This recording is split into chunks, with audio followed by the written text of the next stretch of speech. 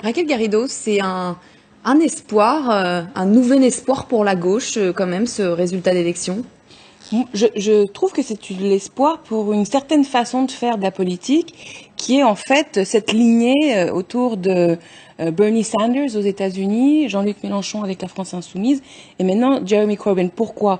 Parce que dans les trois cas, ces mouvements n'ont pas latéralisé la vie politique avec des mots classiques, comme dans le cas de Bernie Sanders, Democrats contre Republicans, c'était plutôt 99% contre 1%. Jeremy Corbyn, c'était pas la lutte classique entre les Labour contre les Tories, c'était for the many.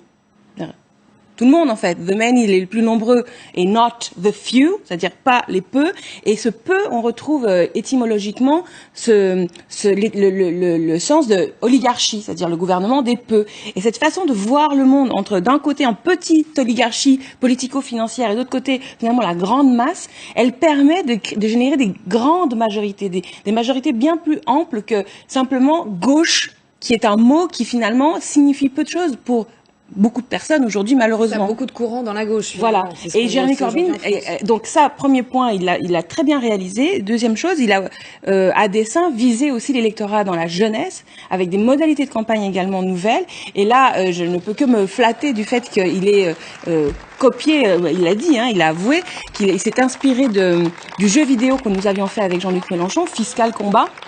Et il avait d'ailleurs remercié officiellement le Discord Insoumis, qui est donc ces geeks qui ont fabriqué ce jeu vidéo. Voilà. Et puis à côté de ça, évidemment, bien entendu, une campagne axée sur des questions très concrètes de droits sociaux, la santé, voilà, toutes les choses au quotidien qui font que ce monde oligarchique, il nous empêche de vivre tout simplement au quotidien. Les droits universitaires aussi, la suppression des droits universitaires qui lui a fait gagner beaucoup de voix chez les jeunes. Ça, c'est l'élément un petit peu Bernie Sanders. C'est comme Bernie Sanders. Ce sont deux pays, l'Angleterre, enfin le Royaume-Uni et les États-Unis, qui annoncent ce que voudrait faire en fait le gouvernement Macron, c'est-à-dire une privatisation de plus en plus forte de l'enseignement supérieur, avec un phénomène où les étudiants doivent faire des emprunts.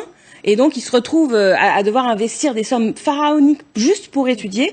Et l'idée toute simple qui est de dire, dans une société riche, on doit pouvoir étudier gratuitement parce que tout le monde y gagne, en fait, au fait qu'il y a un niveau élevé d'éducation.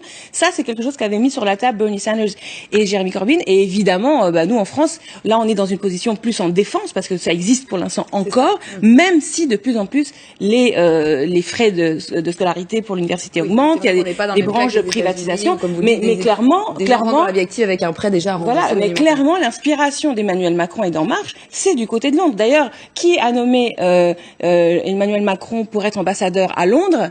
Jouyet. C'est-à-dire Jouyet, aujourd'hui, c'est l'homme de Macron, c'est son mentor, en fait, en politique. C'est lui qui va être à Londres. Donc, il y a un axe entre la City et l'Élysée français dont il faut absolument se méfier.